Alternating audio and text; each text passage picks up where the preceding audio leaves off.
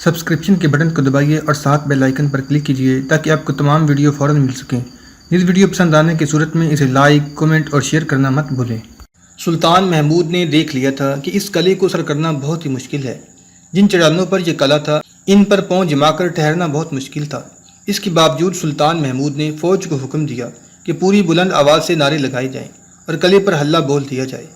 قلعے کی دیواروں سے تیروں کا میںہ برس رہا تھا، مگر غزنی کے سپاہی آگے بڑھ بڑھ کر دروازے توڑنے کی کوشش کرتے تھے۔ دو ہاتھیوں کو پہلو و پہلو جوت کر ان کے درمیان درختوں کے بہت بڑے بڑے تنے باندھے گئے۔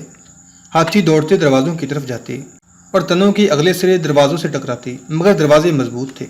تیر اندازوں نے آگے جا کر قلعے کی دیواروں کے اوپر تیر برسائے۔ تکبیر کے نعروں سے زمین و آسمان ہل رہے تھے۔ 4 روز تک یہی کیفیت رہی۔ 5ویں دن کا سورج طلوع ہوا تو قلعے پر سفید جھنڈا لہراتا نظر آیا۔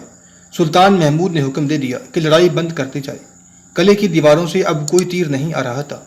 قلعے کا دروازہ کھلا اور ایک پالکی باہر آئی جسے 4 آدمیوں نے کندھوں پر اٹھا رکھا تھا۔ یہ پالکی سلطان محمود کے سامنے اتاری گئی۔ اس میں سے ایک آدمی باہر آیا جو مہاراجہ کے دربار کا معلوم ہوتا تھا۔ وہ ایلچی تھا اور صلح کا پیغام لایا تھا۔ وہ اپنے ساتھ تحفے کے طور پر 35 ہاتھی لایا تھا۔ مہاراجہ ارجن کے اس ایلچی اور سلطان محمود کے درمیان ایک ترجمان کے ذریعے جو باتیں ہوئیں وہ ایک دستاویز میں محفوظ ہیں۔ یہ شام کی قدیم زبان میں لکھی ہوئی ہے اور اس کا ترجمہ ڈاکٹر A.S. ٹرالٹون نے انگریزی میں کیا ہے۔ ڈاکٹر موصوف علی گڑھ یونیورسٹی میں عربی کے پروفیسر رہ چکے ہیں۔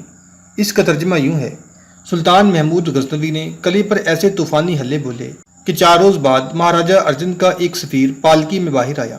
پالکی 4 آدمیوں نے اٹھا رکھی تھی۔ سفیر نے سلطان محمود سے پوچھا کہ آپ کیا چاہتے ہیں اور ہم پر حملے کا مقصد کیا ہے؟ سلطان نے کہا، میں مسلمان ہوں، میں آپ کو کافر سمجھ کر دعویٰ دیتا ہوں کہ بت پرستی ترک کر کے خدا کی عبادت کریں جس طرح ہم کرتے ہیں۔ آپ ہمارا شرعی قانون تسلیم کریں اور گائے کو پوجنے کی بجائے اس کا گوشت کھائیں۔ سفیر نے کہا، ہم گائے کا گوشت نہیں کھا سکتے۔ آپ اپنا کوئی عالم ہمارے پاس بھیجیں جو ہمیں بتائے کہ آپ کا مذہب کیسا ہے۔ اگر یہ ہمارے مذہب سے بہتر ہوا تو ہم اسے قبول کر لیں گے۔ سلطان محمود نے فوج کے ایک امام کو قلعے میں بھیج دیا۔ شام کو امام مہاراجہ کا یہ جواب لے کر باہر آیا کہ ہم آپ کا مذہب قبول نہیں کر سکتے۔ ہم آپ کو 300 ہاتھی اور کئی من چاندی پیش کرتے ہیں، آپ محاصرہ اٹھا لیں۔ سلطان محمود نے پیغام بھیجا، مجھے منظور ہے، لیکن اس شرط پر کہ آپ ہمارا لباس پہنیں اور ہماری طرح کمر کے ساتھ تلوار باندھیں اور ہندوستان کی رسم کے مطابق اپنے ایک ہاتھ کی سب سے چھوٹی انگلی کا اگلا سرا کاٹ کر میرے حوالے کر دیں تاکہ مجھے اعتبار آ جائے کہ آپ صلح چاہتے ہیں اور آئندہ میرے خلاف نہیں لڑیں گے۔ سلطان محمود کا جو سفیر پیغام لے کر مہاراجہ ارجن کے پاس گیا اس کا بیان ہے، میں جب ہندوستان کے اس بادشاہ کے پاس گیا تو چاندی کے تخت پر ایک بڑا ہی خوبرو جوان بیٹھا تھا۔ اس کے گہرے سانولے رنگ میں بھی حسن تھا۔ میں نے اسے کہا کہ میں وہ لباس لایا ہوں جو آپ کو پہننا ہے اور اپنی انگلی کاٹنی ہے۔ اس نے مجھے کہا کہ اپنے سلطان سے کہہ دینا کہ میں نے آپ کا بھیجا ہوا لباس پہن کر انگلی کاٹی ہے۔ میں نے اسے کہا کہ میں اپنے سلطان کو دھوکہ نہیں دوں گا، آپ کو ہمارا لباس پہننا پڑے گا۔ اس نے بادل نخواستہ ہمارا لباس پہن لیا اور کمر کے ساتھ ہماری تلوار باندھ لی۔ مجھے اس کی بے بسی پر ترس آ گیا۔ میں اسے کہنا نہیں چاہتا تھا کہ وہ اپنی انگلی کاٹے۔ اس نے خود ہی ایک ملازم سے کہا کہ استرا لے آؤ۔ استرا آیا تو اس نے اس سے اپنے بائیں ہاتھ کی چھوٹی انگلی کے 3 حصوں میں سے اوپر والا حصہ بڑے اطمینان سے کاٹ دیا۔ میں نے اس کے چہرے پر درد کا ہلکا سا تاثر بھی نہ دیکھا۔ اس نے کٹی ہوئی انگلی ایک دوائی میں ڈال دی اور پھر اس پر ایک سفوف چھڑ کر پٹی باندھ دی۔ اس نے انگلی کا کٹا ہوا حصہ ایک کپڑے میں لپیٹ کر مجھے دے دیا اور رسم کے مطابق اس نے مجھے بیش قیمت کپڑے، چاندی اور 2 گھوڑے دیے۔ اس دور کے ایک اور مورخ ابن کوزی نے یہی واقعہ لکھا ہے اور اس نے یہ اضافہ کیا ہے کہ سلطان محمود کے پاس کٹی ہوئی انگلیوں کے بہت سے ٹکڑے تھے۔ یہ ہندو مہاراجوں کی رسم تھی کہ جس سے شکست کھاتے اسے اپنی چھوٹی انگلی کا اوپر والا حصہ کاٹ کر دے دیتے تھے۔ سلطان محمود نے مہاراجہ ارجن کو اپنے تابعہ کر کے کالنجر کا رخ کیا۔ کالنجر کا قلعہ بہت وسیع و عریض تھا۔ اس کے اندر کی آبادی 5 لاکھ سے زیادہ تھی۔ 20,000 مویشی اور 500 ہاتھی تھے۔ سلطان محمود نے اس قلعے کا محاصرہ اس طرح کیا کہ قلعے کے اندر جانے والے تمام راستے بند کر دیے۔ یہ دراصل مضبوط دیواروں کے اندر بہت بڑا شہر تھا۔ سلطان نے مہاراجہ گنڈا کے لیے پیغام بھیجا جو قلعے کے صدر دروازے کے سامنے کھڑے ہو کر قاصد نے بلند آواز سے دیا، ہم آپ کو خبردار کرتے ہیں کہ قلعے کے اندر ہم کسی کو زندہ نہیں چھوڑیں گے۔ اپنی مخلوق کا قتل عام نہ کرائیں۔ ہم آپ کو دعوت دیتے ہیں کہ اسلام قبول کر لیں یا ہماری شرائط پر تاوان اور جزیہ ادا کریں۔ پہلے چند دن مہاراجہ گنڈا ڈٹا رہا، مگر سلطان محمود کی فوج نے حلہ بولا تو مہاراجہ نے صلح کی خواہی ظاہر کر دی، لیکن اسلام قبول نہ کیا۔ وہ سالانہ رقم مقرر کر کے غزنی کا باج گزار ہو گیا اور اس نے 300 ہاتھی پیش کیے۔ سلطان محمود نے گنڈا کو بھی غزنی کا لباس بھیجا کہ وہ پہن کر اپنی چھوٹی انگلی کاٹ دے۔ گنڈا نے یہ شرط قبول کر لی اور اپنی انگلی کاٹ کر بھیج دی۔ یہاں مہاراجہ گنڈا نے سلطان محمود کے ساتھ ایک مذاق کیا۔ مورخ لکھتے ہیں کہ گنڈا نے 300 ہاتھی محافتوں کے بغیر قلعے سے نکالے اور سلطان کو پیغام بھیجا کہ اگر آپ کی فوج اتنی بہادر ہے تو ان ہاتھیوں کو پکڑے۔ سلطان محمود مان گیا۔ ہاتھی باہر آئے تو وہ بدمستی میں چیختے چنگاڑتے ادھر ادھر بھاگنے دوڑنے لگے۔ معلوم ہوا کہ ان ہاتھیوں کو کوئی نشہ پلایا گیا ہے جس سے یہ مستی میں آ گئے ہیں۔ ان 300 ہاتھیوں نے غزنی کی فوج میں قیامت برپا کر دی۔ سلطان محمود نے حکم دیا کہ بہترین گھڑسوار ان ہاتھیوں کو خیمگاہ سے نکالیں یا انہیں تیروں اور برچھیوں سے ہلاک کر دیں۔ سلطان محمود کی فوج میں ایک تاتاری دستہ بھی تھا۔ بعض مورخوں نے اسے ترک دستہ کہا ہے۔ انہوں نے للکار کر کہا کہ ہم ہندوؤں پر یہ ظاہر نہیں کرنا چاہتے کہ ہم ان کے ہاتھی پکڑ نہیں سکتے۔ چنانچہ بہت سے تاتاری یا ترک گھوڑوں پر سوار ہوئے اور بڑی ہی مشکل اور غیر معمولی دلیری سے انہوں نے تمام ہاتھیوں پر قابو پا لیا۔ قلعے کی دیواروں سے ہندوؤں نے داد و تحسین کے نعرے بلند کیے۔ مہاراجہ گنڈا سے ہتھیار ڈلوا کر سلطان لاہور پہنچا۔ وہاں کا مہاراجہ ترلوچن پال وہاں سے بھاگ کر اجمیر چلا گیا۔ سلطان محمود نے لاہور میں اپنی حکومت قائم کر دی اور لاہور میں اپنا پہلا گورنر مقرر کیا۔ یہ تھا ایاز، جسے سلطان محمود اس لیے بہت زیادہ چاہتا تھا کہ اس میں غیر معمولی ذہانت تھی اور سلطان اس کے تدبر سے بہت متاثر تھا۔ سلطان محمود لاہور میں بہت سی فوج چھوڑ کر مارچ اپریل 1023 عیسوی میں واپس غزنی چلا گیا، جہاں اسرائیل سلجوقی اس کی سلطنت کے لیے تشویشناک خطرہ بن چکا تھا۔ لاہور میں سلطنت غزنی کا پہلا گورنر مقرر کر کے جب سلطان محمود غزنوی غزنی پہنچا تو وہ اس طرح مسرور اور مطمئن نہیں تھا جس طرح وہ ہندوستان پر ہر حملے کے بعد ہوا کرتا تھا۔ حالانکہ اب کہ اس نے ہندوستان کے وسط میں جا کر وہاں کے 3 بڑے ہی طاقتور مہاراجوں کو شکست دی اور اس نے اپنے بدترین دشمن مہاراجہ لاہور کی قسمت سربمہر کر کے وہاں اپنا گورنر مقرر کر دیا تھا۔ اس کی یہ کامیابی غیر معمولی تھی، مگر وہ خوش نظر نہیں آتا تھا۔ اس کے دستے راست تاریخ ساز سالار ابو عبداللہ محمد التائی نے اسے چند دن دیکھا۔ آخر ایک روز پوچھا کہ وہ کیوں پریشان سا لگ رہا ہے۔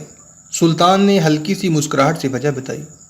اس کی عمر 55 برس ہو چکی تھی، جسے وہ بڑھاپے کی عمر نہیں سمجھتا تھا، لیکن وہ جسم میں کمزوری سی محسوس کرنے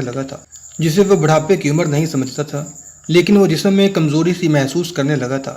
تھکن بھی جلدی ہو جاتی تھی۔ سالار ابو عبداللہ نے اسی وقت سلطان کے ذاتی طبیب کو بلایا۔ طبیب نے سلطان کی نبض دیکھی، کچھ پوچھا، دل کی دھڑکن محسوس کی اور کہا کہ طویل آرام کی ضرورت ہے۔ اعصاب بہت تھک گئے ہیں، جسم میں بیماریوں کے خلاف مدافعت کی صلاحیت کمزور ہو گئی ہے۔ اگر سلطان نے اعصاب کو آرام نہ دیا تو کسی وقت کوئی معمولی سی بیماری بھی جان لیوا ثابت ہو سکتی ہے۔ میں آرام کی حالت میں نہیں مرنا چاہتا، سلطان محمود نے کہا۔ موت سے میری ملاقات بستر پر نہیں ہونی چاہیے۔ میں اپنے جسم کو آرام نہیں دے سکتا۔ جسم کو خاک میں مل جانا ہے، اس کی طاقت کم ہو گئی تو میں روح کی قوت سے وہ فرض ادا کروں گا جو خدائے ذوالجلال نے مجھے سونپا ہے۔ شیخ الاسفند، مجھے یہ بتائیے کہ میری روح تو علیل نہیں۔ طبیب شیخ الاسفند نے جواب دیا، میں آپ کو صحیح بات بتا دیتا ہوں۔ میں نے آپ کو آپ کی جسمانی کمزوری بہت کم بتائی ہے۔ آپ کا جسم کوچ، محاصروں اور جنگ کے قابل نہیں رہا۔ آپ روحانی قوت سے لڑ رہے ہیں۔ میرے پیر و مرشد شیخ ابو الحسن خرقانی اسے ایمان کی قوت کہا کرتے ہیں۔ سلطان محمود نے کہا، جسم اتنا ہی کمزور ہوتا ہے جتنا انسان سمجھتا ہے۔ کمزوری اور درد ایک احساس کے 2 نام ہیں۔ آپ درد کو جتنا شدید سمجھنا چاہتے ہیں، درد اتنا ہی شدید ہوگا۔ محترم شیخ، میں آپ کو نہیں بلانا چاہتا تھا، ابو عبداللہ نے آپ کو میرے لیے بلایا ہے۔ آپ نے جسمانی کمزوری کا ذکر کیا تھا، اس لیے میں نے انہیں بلانا ضروری سمجھا۔ ابو عبداللہ نے کہا، جسمانی کمزوری اچھی نہیں ہوتی، میں کچھ اور محسوس کر رہا ہوں۔ سلطان محمود نے کہا، مجھے ایک آخری مہم سر کرنی ہے۔ مجھے اپنی روح سے اشارے مل رہے ہیں کہ مجھے جو کچھ کرنا ہے جلدی جلدی کر لوں۔ ہندوستان کے بت مجھے راتوں کو للکارتے ہیں۔ ڈرتا ہوں کہ اپنا فرض مکمل کرنے سے پہلے دنیا سے اٹھ جاؤں گا۔ مجھے فوجی طاقت چاہیے، ہماری طاقت بکھری ہوئی ہے۔ مجھے ان سرداروں، امیروں اور حکمرانوں کو متحد کرنا ہے جو میری غیر حاضری میں غزنی کے لیے خطرہ بن جاتے ہیں۔ مجھے محسوس ہونے لگا ہے کہ میری عمر تھوڑی رہ گئی ہے اور میں اپنا فرض ادا نہیں کر سکا۔ سالار ابو عبداللہ محمد التائی نے سلطان محمود کو جذبات سے نکال لیا اور دونوں اس مسئلے پر بات چیت کرنے لگے کہ فوجی طاقت میں کس طرح اضافہ کیا جائے اور سلطنت غزنی جن مخالفین میں گری ہوئی ہے ان کی سرکوبی کس طرح کی جائے۔ آخر دونوں اس فیصلے پر متفق ہو گئے کہ فوجی طاقت کی نمائش کی جائے اور ان پڑوسیوں کو مجبور کیا جائے کہ وہ غزنی کی اطاعت قبول کریں۔ سب سے زیادہ خطرہ اسرائیل سلجوقی کی طرف سے تھا، جو ایک جنگی طاقت بن چکا تھا۔ 1024 کے اوائل میں ایک روز سلطان محمود ایک ایسی فوج کے ساتھ بلخ کی طرف جا رہا تھا جس کے نیچے زمین کانپ رہی تھی۔ اس فوج میں کوئی ایک بھی سپاہی پیادہ نہیں تھا، سب گھڑ سوار تھے اور ان کی تعداد 54,000 تھی، اور اس سوار فوج کے ساتھ 1300 جنگی ہاتھی تھے۔ یہ فوج خوبصورت لگتی تھی لیکن دشمن پر دہشت طاری کرتی تھی۔ یہ اس فوج کے علاوہ تھی جو سلطنت غزنی کے بڑے بڑے شہروں، بڑی چوکیوں اور سرحدوں پر موجود تھی۔ اس سوار فوج کے آگے آگے ایلچی جا رہے تھے۔ راستے میں جو چھوٹی چھوٹی ریاستیں آتی تھیں، سلطان کے ایلچی ان کے امراء کے پاس جا کر سلطان محمود کو یہ پیغام دیتے تھے کہ سلطان غزنی 54,000 گھڑ سوار اور 1300 جنگی ہاتھیوں کے ساتھ آ رہا ہے۔ اگر آپ اللہ کے نام پر کفار کے خلاف جد و جہد کی خاطر غزنی کی اطاعت قبول کر کے غزنی کے ساتھ دوستی کا معاہدہ کر لیں تو آپ کی ریاست اور جاگیر قائم رہے گی، ورنہ آپ غزنی کے قیدی ہوں گے اور آپ کے ساتھ وہ سلوک کیا جائے گا جو سلطان غزنی مناسب سمجھے گا۔ تمام مورخین نے لکھا ہے کہ اتنی ہیبت ناک جنگی قوت دیکھ کر چھوٹے موٹے امراء اور والی بیش قیمت تحفے لے کر سلطان محمود کے استقبال کو آ گئے۔ اس نے ان کے تحفے اور دوستی کو قبول کر کے انہیں کہا کہ وہ انہیں دریا جیہون کے پاس کسی جگہ ایک ضیافت میں مدعو کرے گا اور وہاں بتائے گا کہ اس کا ارادہ کیا ہے اور وہ کیا چاہتا ہے۔ سلطان دریا پار کر گیا۔ خوتون کا حکمران قدر خان مشہور جنگجو اور غزنی کا طاقتور دشمن تھا۔ اس کے پاس جب سلطان محمود کے ایلچی پہنچے تو اس نے بلا حیل و حجت سلطان کی اطاعت قبول کر لی اور تحفوں سے لدے ہوئے اونٹ لے کر سلطان کے استقبال کو آ گیا۔ سلطان نے وہیں جہاں اسے قدر خان ملا تھا فوج کو غمازن کر دیا۔ وہ سرسبز اور حسین خطہ تھا۔ سلطان نے ارد گرد کے تمام امراء، والیان اور حکمرانوں کو وہاں مدعو کیا۔ سلطان کو جن کی طرف سے زیادہ خطرہ تھا وہ بلخ کا حکمران التگین تھا اور دوسرا اسرائیل سلجوقی۔ دونوں مل کر سلطان سے لڑ چکے تھے اور انہوں نے شکست کھائی تھی۔ اسرائیل سلجوقی کے متعلق پہلے بتایا جا چکا ہے کہ وہ سلجوقیوں کا بے تاج بادشاہ تھا۔ سلجوقیوں کا کوئی ملک نہیں تھا لیکن ہر حکمران ان سے خائف تھا کیونکہ سلجوقی زبردست جنگجو تھے۔ وہ پہاڑوں اور جنگلوں میں رہتے تھے۔ وہ ایک باقاعدہ جنگی طاقت بن گئے تھے۔ سلطان محمود ہندوستان کے مہاراجہ گھنٹا اور مہاراجہ ارجن کو شکست دینے اور انہیں اپنی اطاعت میں لانے کے لیے گیا تو اسرائیل اور التگین نے اس کے خلاف جنگی تیاریاں مکمل کر لی تھیں۔ سلطان نے ان دونوں کی طرف ایلچی بھیجے اور انہیں ضیافت پر مدعو کیا۔ جب ایلچی نے التگین کو سلطان کا پیغام دیا تو اس نے طنزیہ انداز میں پیغام سنا۔ اس کے ساتھ اس کی ملکہ بیٹھی تھی کہ تمہارے سلطان نے درخواست کی ہے کہ ہم اس کی دعوت قبول کریں۔ ملکہ نے پوچھا۔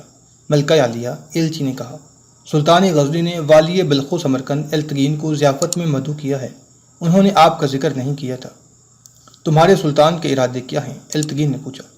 جو سلطان 54,000 بہترین گھڑ سوار اور 1,300 جنگی ہاتھی جن کے ہودوں سے برچیاں اور تیر برستے ہیں اپنے ساتھ لایا ہے، اس کے ارادے سمجھنے میں کوئی دشواری نہیں ہونی چاہیے۔ ایلچی نے کہا، آپ کا عزیز دوست قدر خان سلطان کی اطاعت قبول کر چکا ہے۔ میں یہ امید لے کر آیا ہوں کہ آپ اپنی فوج کا قتل عام نہیں کرائیں گے۔ قدر خان بزدل ہے، حسین ملکہ نے کہا۔ تمہارے سلطان کا مقابلہ ایک طاقتور بادشاہ کے ساتھ ہے۔ ملکہ عالیہ، ایلچی نے کہا، یہ عورتوں کی لڑائی نہیں، میں بلخ و سمرقند کے بادشاہ سے مخاطب ہوں۔ مجھے حکم ملا ہے کہ جواب لے کر آؤں کہ آپ سلطان کی دعوت قبول کرتے ہیں یا نہیں۔ ہم آئیں گے، التگین نے دو ٹوک لہجے میں جواب دیا، لیکن ہم یہ فیصلہ کر کے نہیں آئیں گے کہ ہم غزنی کی اطاعت قبول کرتے ہیں یا نہیں۔ اور وہ سلطان محمود غزنوی کی ضیافت میں آ گیا۔ اس کے ساتھ اس کی ملکہ نہیں تھی، وہ چند ایک محافظوں کو اپنے ساتھ لایا تھا۔ محمود غزنوی نے نہایت خوبصورت جنگل میں ضیافت کا انتظام کیا تھا۔ ضیافت کے بعد سلطان نے سب کو الگ بٹھا لیا۔ اس کے ساتھ اس کے سالار تھے اور اس کے ساتھ اس کا ایک اور مشہور سالار ارسلان جاذب بھی تھا جو اس وقت خوارزم کا گورنر تھا۔ وہ دو ٹوک فیصلہ کرنے والا اور دشمن کے خلاف انتہائی قدم اٹھانے والا سالار تھا۔ اس کا اصول تھا کہ دشمن پر رحم کرنا اپنے آپ کو شکست کے راستے پر ڈالنے کے مترادف ہوتا ہے۔ میرے دوستوں، دو مورخین ابن الجوزی اور ابن الاسیر کے مطابق سلطان محمود نے ان سب سے خطاب کرتے ہوئے کہا، آپ سب نے میری جنگی طاقت دیکھ لی ہے۔ میں 1300 ہاتھی لایا ہوں، 1200 غزنی میں ہیں۔ گھڑ سواروں کا یہ لشکر اس کا نصف ہے جو میں نے اپنی سلطنت میں جگہ جگہ رکھا ہوا ہے۔ آپ دیکھ رہے ہیں کہ میں پیادہ فوج ساتھ نہیں لایا کہ یہ فوج آپ سب کو تحقیق کرنے کے لیے کافی نہیں، لیکن میں آپ کو اپنی جنگی طاقت سے نہیں، خدا سے ڈرانے آیا ہوں۔ خدا نے مجھے یہ طاقت صرف اس لیے دی ہے کہ میں اس کی راہ میں جہاد کر رہا ہوں۔ اب مجھے ہندوستان کا لٹیرا اور دولت کا پجاری کہتے ہیں۔ اگر میں ایسا ہی ہوتا تو میرے پاس اتنی دولت اور اس قدر سونا ہے کہ میں باقی عمر آرام سے عیش و عشرت میں گزار سکتا ہوں اور میری 3 نسلیں بھی عیش کر سکتی ہیں، مگر میں دیکھ رہا ہوں کہ میرا جہاد مکمل نہیں ہوا۔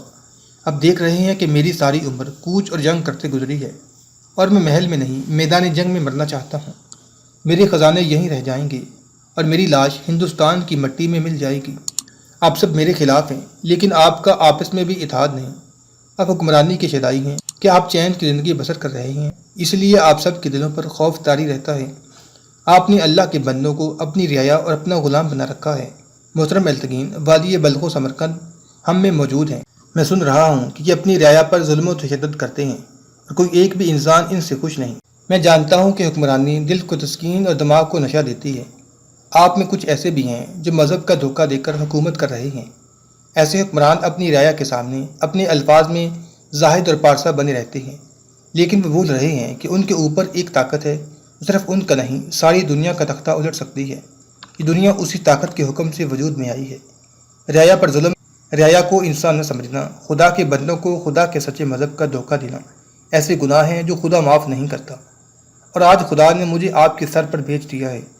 میں آپ کو بڑے صاف الفاظ میں بتاتا ہوں کہ میں آپ کو اپنا غلام بنانے نہیں آیا، میں آپ کی زمینوں پر قبضہ کرنے نہیں آیا۔